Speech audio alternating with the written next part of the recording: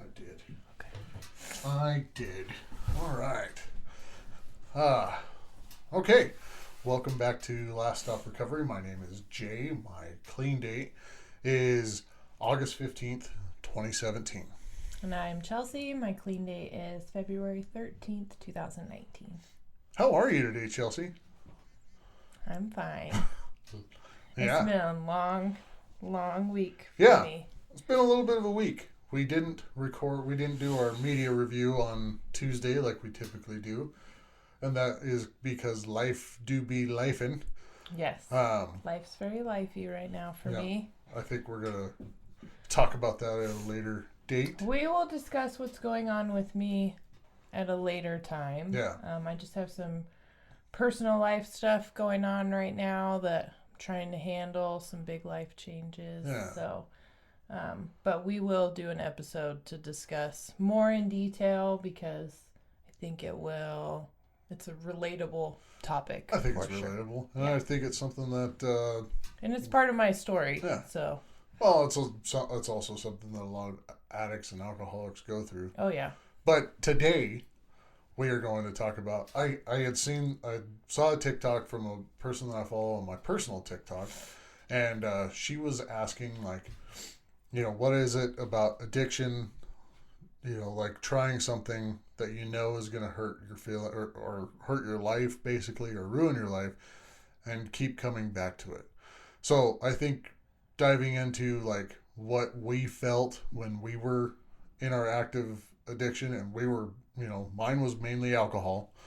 It's not saying that I didn't try anything else, but what kept us coming back to that.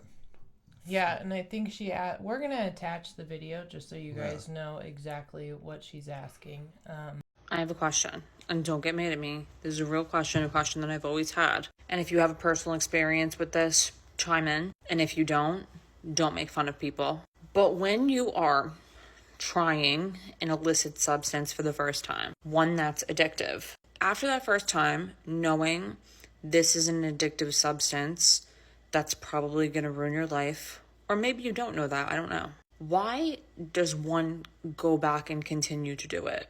I've heard that some things are so addictive after the first time that you literally can't stop after the first time, and I don't feel like I can conceptualize that. I don't understand that. And I guess there are some people who don't even know that they're addicted to something until they try to stop and then they can't. But what is the thought process after that first time? Did you know that it was so addicting and you knew that this specific illicit substance ruins people's lives and you decided to continue to do it anyway, or you just couldn't stop? I don't know. I just need to know. I need to know. Yeah. So when was the first time you remember getting drunk? I was 14, freshman in high school. Okay. And that was just stealing my friend's parents' alcohol. Yeah. And I got violently sick.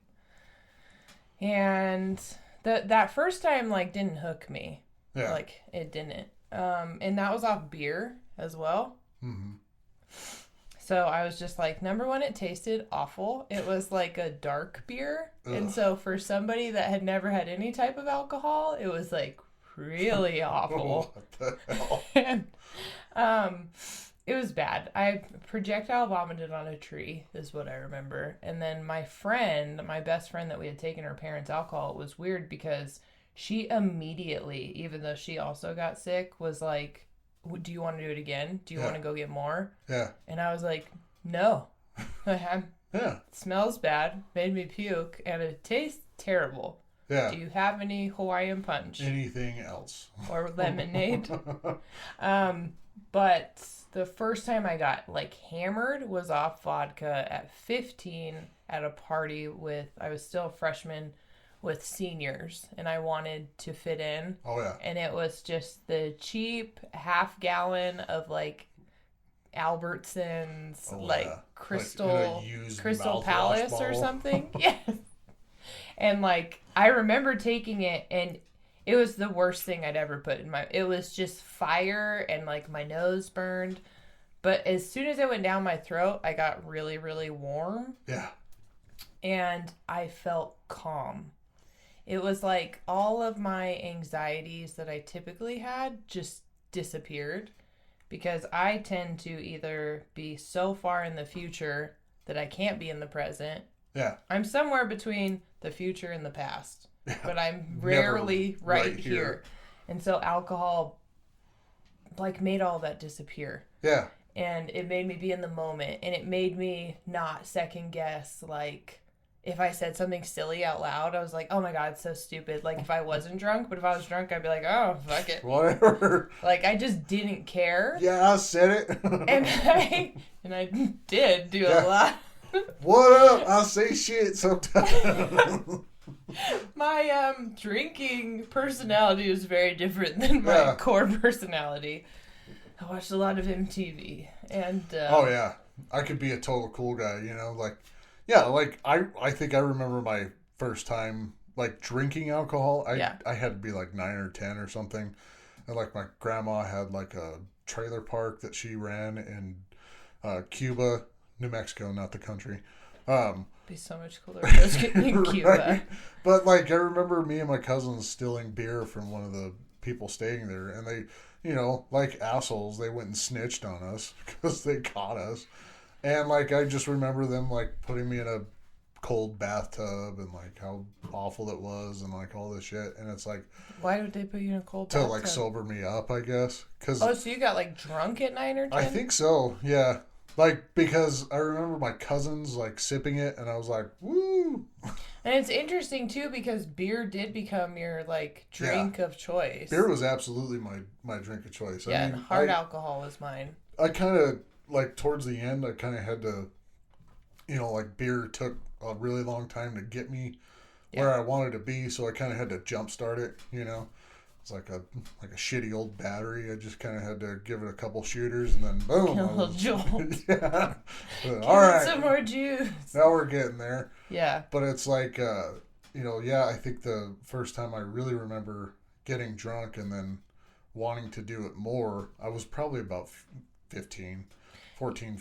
Yeah, and like the hard alcohol got me sick. The interesting thing was once I felt that very first time of like, because I got so sick that night.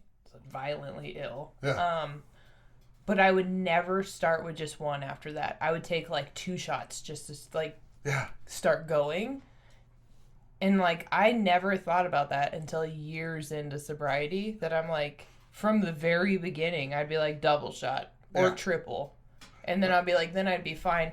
So I was chasing the dragon, but I was more chasing the freedom from my own anxieties, like and like the uncomfortableness of my own personality, trying to fit in, because I was in the cool kid crowd, but like I, as you know, I wouldn't really call me like a cool kid personality. I'm kind of weird, and I had to like tone that down. That wasn't acceptable in my popped color Abercrombie and Fitch jock group of friends. Yeah, I kind of rolled with, I guess, the cool crowd, but it was like, I was still weird, you know. I was into other things, you know. But it's like, you know, that crowd was kind of the crowd you wanted to fit in because that's where, you know, like a lot of the girls were, and that's where... Being popular was a very big deal. Yeah. It's very different nowadays. Yeah, I don't know what it's like because I was a kid a long time, like, I don't know. It feels like a long time ago, but it really wasn't that long ago. But it's like, you know, it kind of kept that going, like, even out of high school. Like, you know, now I'm not in high school. Like, I remember trying, I tried meth for the first time, like, at the end of high school. Yeah. And it was like, because me and a friend were going to this, like, technical college in Phoenix. And, like, it was like, that's better. That's way better than alcohol. And it was like, I didn't have to be 21 to get that. It was just like, all I have to do is hang around with these seedy, creepy people, and they had it, you know? Yeah. And it was like, I didn't have to be in the future, in the past, or go to sleep, or eat, or anything like that. All those things are so inconvenient. Yeah. So it was like, whenever that kind of came to an end, because that crashed and burned really fast. Like, I remember... I had like a huge freak out. I had been awake for a month almost, and like calling my dad and going, "Hey, there's scorpions under my skin." Oh yeah, you talked about it. And they're infesting my apartment. As a parent, I still think that would Yeah. be just the most. I'd be like, "What do you mean your apartment is infested with scorpions?" I think that's what my dad thought too. So I like, would also drive. Yeah. Get in the car and just drive. so my dad came and got me, and like, Yeah. you know, there was no more school, and then it was like I had to kind of just, you know, they kind of sent me to live with my grandma again in Cuba. Yeah. Because it's like, it's very remote. You know, she lives, you know, there's a little Which is town like the there. old school way that they used Yeah, to dry out. they You just- go somewhere Yeah. to just. It's called dry out for a reason. They dried me out, and then it was, you know, a few months later, then it was like I got a job again, and Yeah. you know, I was doing really well at the job, but then like I fell into a crowd again, and it was like, you know, You learn how to, yeah. as an addict, you find those people. Well, they would drink, and they would, Yeah. you know, they would drink, do shrooms, and it was like, you know, we'd drink during the week, and we'd do shrooms on the weekends, and it was like I was like, oh, this is cool. Like I can go to work and I can drink, and it was like, but I would drink. Like the first time I drank with them, I was like, oh, I gotta get home, guys. See you later. And it was like 9:30, and then towards the end of that, it was like, you know, 2 a.m, 3 a.m, and then it was like, why do I just do shrooms on the weekend? I can do shrooms before I gotta go to work. And it's like, I remember going to work, Tripping balls. tripping. It's like, you know, the speedometer is doing that thing, like just, I did a lot. I did Yeah. a lot of shrooms. So, yeah, it was that. It's like I kind of talk about like how I quit drinking. Like, oh, it kind of got bad towards the end, and it's like when I think about my alcoholism, it's never been anything but drinking alcoholically. I never like even like I remember. I think I've talked about it. Like when my grandpa sat down and was like, "Let's have a beer," like just kind of rite of passage. Let's thing. have a steak and a beer. Yeah, I was like, "Well, I want another beer." I at no Yeah. point in time, I like to say that I don't like it, but I think I was born just with the ick in Yeah. my bloodstream because I never drank normally. Yeah, I got sneakier about my using, but I mean, that was true even in like relationships. Like I'd be sneaky about like how obsessed I was with somebody. yeah, And I'd be like, no, like it's cool. Like I kind of like you. yeah. And like I don't have a notebook with our names and your last name No. next to mine. And like I Yeah. I don't have like a whole playlist of like things that remind I me mean, of you. I don't remember that 4 weeks ago you said you were going to call me at 11 and you called me at 11:05. I don't remember that I at all. didn't keep the gum wrapper that you gave me at the movie theater Yeah. that one time. So, Yeah. and like, that's just how I was. Like, I had a sneaky side Mm-hmm. to me of like, I want to be a good kid because I know it's expected of me, but I want to have Yeah. this like dark side Right. that's like in the shadows that no one knows about because I don't feel like this really like prim and proper version that I present is truly me. Yeah. And like with the using, I think so many people have the question, why do addicts keep using? For me, the only thing I can say is I hated being as uncomfortable with myself as I Right. was. So Yeah. it was never really the booze. The booze was the outlet I used to be comfortable in my own skin. Yeah. It was never like, and to this day, I still do not like the taste of booze. I never will. It's all gross. Mm-hmm. I hate being around people that are drinking because you can smell it. And it makes It's me awful. Yeah, it's so gross, but I loved the feeling it gave me, just like somebody that does heroin, the way I Yeah. haven't done heroin, but the way they describe it.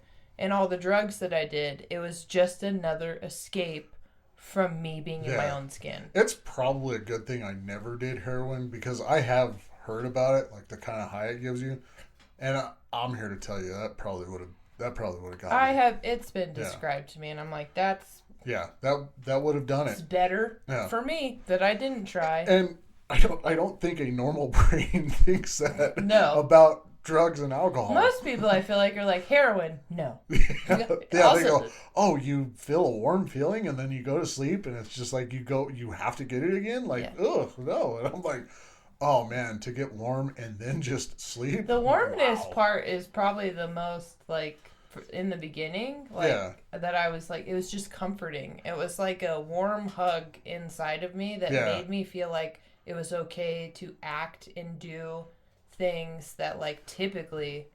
Well, and I I never feel would. and it's such a hard feeling to describe because like, I've always kind of felt like I've been uncomfortable like being me just in the moment because like there's just certain things that make me uncomfortable. Like sometimes I feel like my nails are pressing against my finger skin, like I don't know what that is. I don't know if people feel that way. Like there's just like sometimes I just feel like why do the tips of my fingers just feel like like and it's a hard thing to describe that just like Just irritates yeah, you. It overstimulates like you. just there's things about being around or being alive or being in the moment that are just like I'm not comfortable.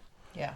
But then all of a sudden I ingest this thing and then all of a sudden it's like You stop thinking about I don't it. even think about that, man. Like I don't feel like like my eyebrows are like itchy or whatever. It's just like God. It's funny that yours are so like physical overstimulation. Mine is social overstimulation. So like I used to be less socially awkward, and I used so that like if my little mask slipped a little bit, I could come up with like a witty joke Yeah. and just play it off. Whereas now, if anyone sees me say something that comes out of my mouth, I look at my own mouth with my eyes like it's made a mistake. And I awkwardly try to like come back from it, and then I'm just like, "Dude, I said too much." Yeah. And it like intoxicated, I would just somehow fluidly, Yeah. I don't know. And I probably didn't. Like that's the thing. I felt like it was fluid. I've seen videos of me. It's not. And like Yeah. I thought I was funnier. I thought I was looser. I mean, not that sounds bad. I get it. Person, there's no way to come back from that Yeah. either. See? I just like I felt like I was just funner and just like more vibrant. Yeah. And then I watch videos and I'm like, Mm. oh, it's so cringy Yeah. to just see me. Like my best friend in the world came and surprised me Yeah. this week. That's probably the highlight of my week. I know. Because I haven't seen him in years, and he's about to go on tour, and he watches this. Right. So he's about to go on to Kuwait because he's in the army, and he's going to be gone a year. And I got to see him, and I got to see his whole family, and he's got a really big family.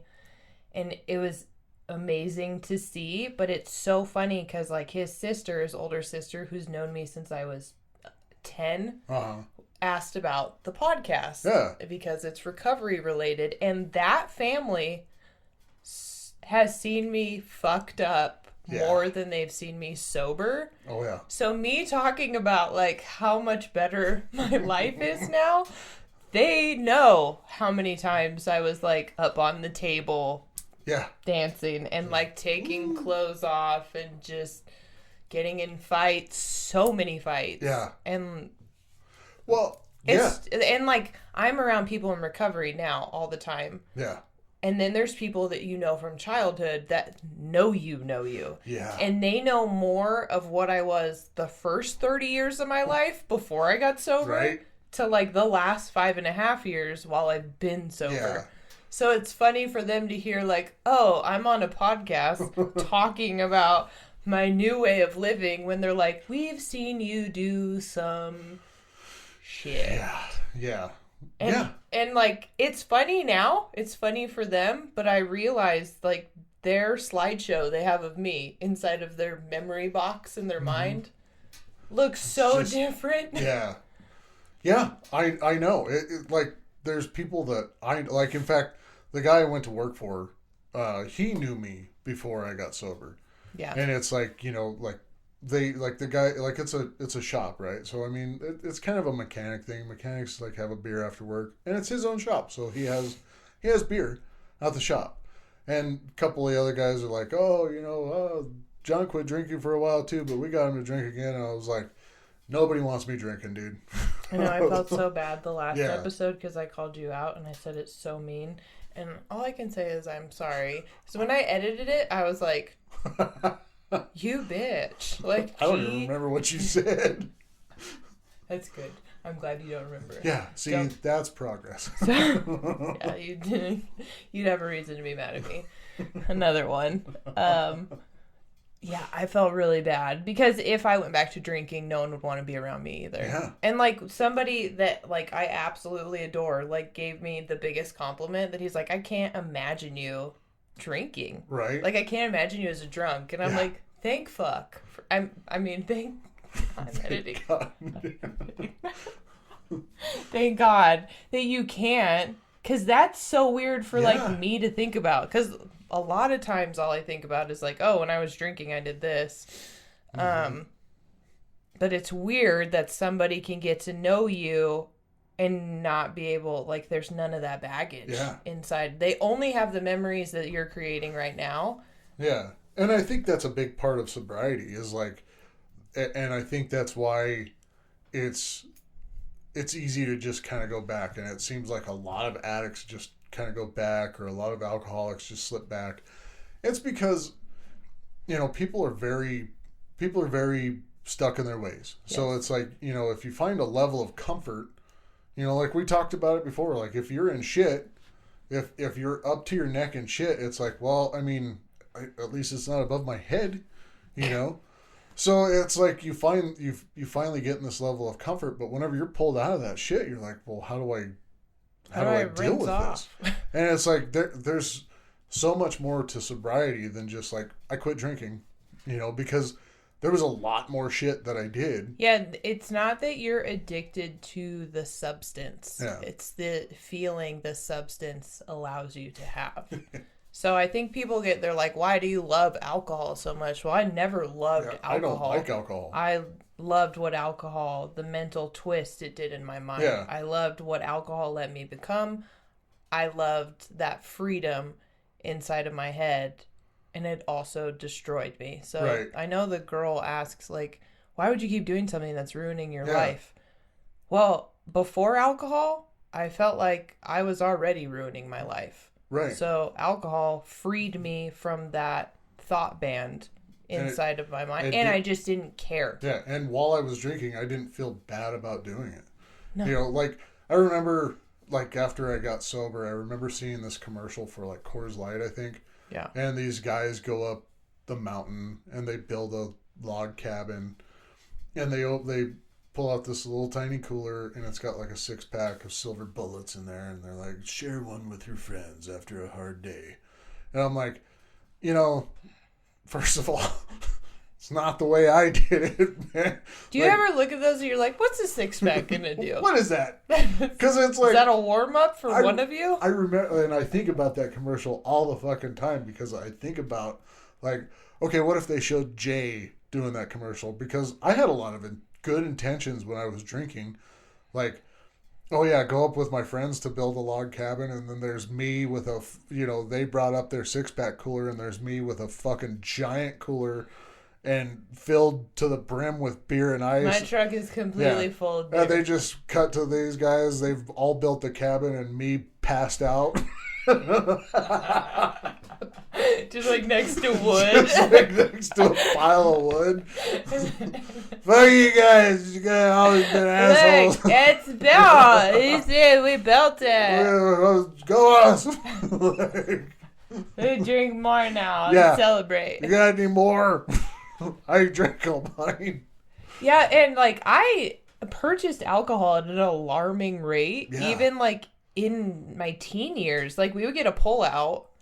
And, like, I would do this weird thing of, like, a head count, and I'd be like, it's not going to be enough. Like, we have to get another pullout. Yeah. Like, 2 half-gallons and another 5th will not be enough for 12 of us tonight. God. And I was doing that at 15. Yeah. Like, just like, this is not enough. We're going to have to get more. If we were lucky enough to get a pullout, awesome. Then we could get what we wanted. Otherwise, they always stored, like, this shitty Pirate Bay Captain Morgan crap at like the front of the store. Like it was. Oh, like, you'd pull runners? Oh yeah. So we'd go in, steal like 2 or 3 bottles of I'm that so shit. sorry that we know all Yeah, of it. I'm If you sorry. guys don't know Yeah, this vocabulary, I'm smiling about it. And I feel really bad on the inside. It's awful. I hope the statute of limitations is out on this shit. But I mean, if you catch us, hey, you know that's another part of sobriety. I never pulled a runner. We gotta No. make up for it too. But yeah, because it was like, well, it's got alcohol in it. Well, and like that's not even normal. Like if normal kids, I was not the only one drinking in an alcoholic way. Many of the kids that I hung out with, I think all of us felt like we were trying to be something we weren't. Very normal for high schoolers.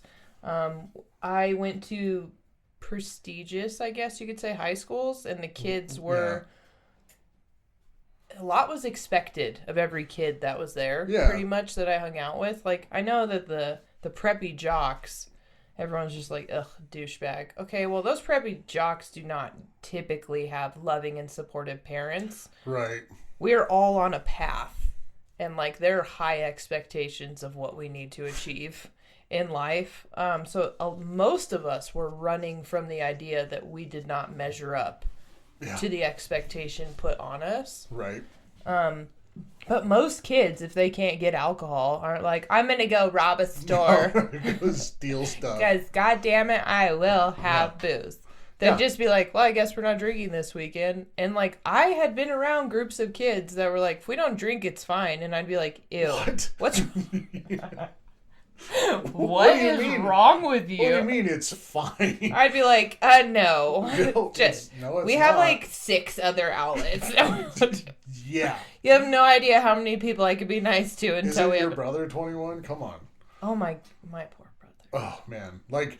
And that was the other one, like, I don't know what it was about my group of friends back then, but it was kind of like my parents were, it's so weird that I hung around with this group of friends because my parents were very loving and supporting and, like, stayed together and had a nice house and were striving for more and then wanted me to do more. And I was just like, I don't want to do that. I wish my parents were divorced and would let me drink beer in like a cool room in the front. I wish one of them would go through a midlife crisis. I just wish my mom didn't give a shit about... My stupid mom cares about me too much, you know?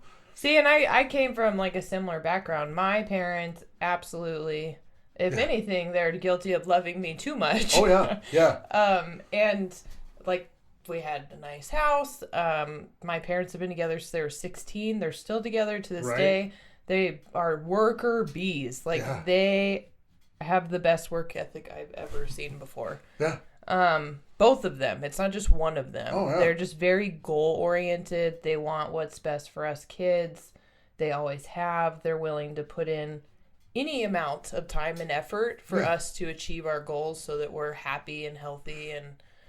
And I was around kids that just because our expectations were very high, like there was still love in the families. We just had very high expectations. But I loved seedier kids. Yeah. I loved the ones that had the sob stories that I was like, they'd be like, yeah, I don't want to talk about my life. Even though you could tell, you can always tell who has a harder life. And I'd be like, let me get a shot and we'll just sit down and you can tell me all about it. Yeah, you know what was different between me and my friends is like I wore different shirts daily. And it was like, you know, some of the friends I hung around like what? Would wear the same outfit for like a fucking week. You know, it's like, and they got it from Goodwill. So it's like I hung around with people who were genuinely struggling. And here I am just like, yeah, my life's hard too, you know.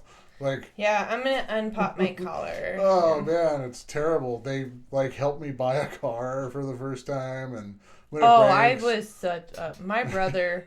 My brother got my dad's old truck, and I got a Mustang, like and you laugh about it. Boss 3.8. The Boss 3.8. I just like that it said Boss on it. And it was like white with black racing stripes. So my brother was like, are you serious that he has this old beat up truck of my dad's? And then I got like some race car and I wrecked it into a fire hydrant the first 2 weeks. Yeah. Because Yeah, don't worry. I wrecked mine around, like, into a fucking mailbox trying to light a cigarette. Which I was like, a dog ran out in front of me. It snowed, and I didn't scrape the window. I scraped my debit card size, and then I was like, this will be enough. Hell yeah. And I got in, and it fogged up. And then I was just driving blind, like, up.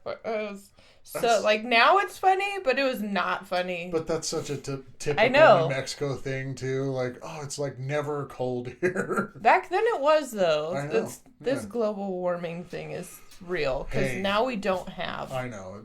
We don't have winter here. It's going to be 90, and it's almost the end of October. I went to the pumpkin patch yesterday in Moriarty. Number one, the humidity was at, like, 75%. Yeah. The costume I had on had no ventilation. It was like the old school ones you put on that smell weird. Mm-hmm. I felt like I was in a gorilla suit. Yeah. And I was half clothed. Oh, you saw the pictures. But I had no clothing on. And I was just covered in sweat. See, I remember when they took us there because I grew up near there. And, like, they would take us to the McCall's. pumpkin patch, to McCall's for field trips. I remember you had to bring a fucking jacket. I know. It was cold, man.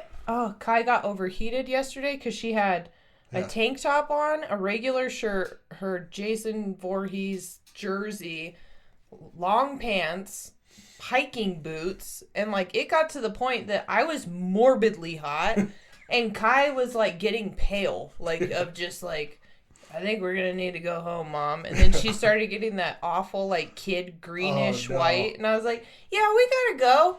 Yeah. And we got in the car and turned on the air conditioner, and both of us were just like, oh my God. But it was 94, and then the humidity was like 70 plus. Yep. And I was like, Balloon Fiesta, it used to snow every single year for Balloon Fiesta. I remember, I think it was last year. It rained at least, you know. Like, yeah, we'd have to go down in, like, parkas and, like, our ski gloves, and, like, you'd just waddle around because you had so much clothing on. And now you can go down there in, like, a light hoodie. Yeah, I wore some, like, I started the day yesterday in, like, some, like, sweatpants. And, like, we went to a couple stores and I was like, I'm burning up. Like, I have a blanket on. That's another feel thing. Like, if my calves get hot, oh my God, it's over. Like, it's like the rest of my body. I can't even feel my feet right now, or my hands, or my nose. That's perfect in here. It's so nice. No one can see this, but I have a blanket on. Jay doesn't, because he doesn't. But because I'm the abominable snowman. What would I be? I am a gorilla. Well, I don't know. Do gorillas get cold? Anyway. I have never spoken to one. So, yeah, I mean, that's this episode. Global warming and why we were... and why we kept drinking, even though we knew it could ruin our lives. Yeah. So, I mean, there's a lot, you know? Yeah, I think you have to get out of the mentality that addicts themselves, and I'm speaking from my experience, I'm not speaking for anybody else, that... The reality of my situation was I was never addicted to the substance. I was addicted to the feeling that the substance gave me. And I remember seeing like a tweet or something somewhere. It's like, you know, addicts are already punishing themselves for their lives. Yeah. Which is the reason that they keep using or drinking or whatever. So a system to get them off of addiction that is just punishment. That's why it doesn't work. Yeah. You know, but it's not like you should reward, like, I don't feel like I should be rewarded because I don't drink anymore to the point of blacking out and whatever else I did whenever I was fucked up. It's just, now I'm finally I feel like I'm trying and starting to do the right things. And that's one of the hardest parts about sobriety is realizing that it's not just giving up the stuff.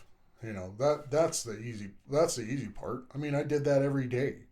It's giving it up for good and then figuring out what the fuck in life made me get to that point where I felt like I had to be inebriated at all times to deal with life. Yeah, and like I think in active addiction, once you're actually addicted and everybody around you is telling you like you gotta stop, I don't think people realize that when you're an addict, you are letting yourself down every single day. Yeah.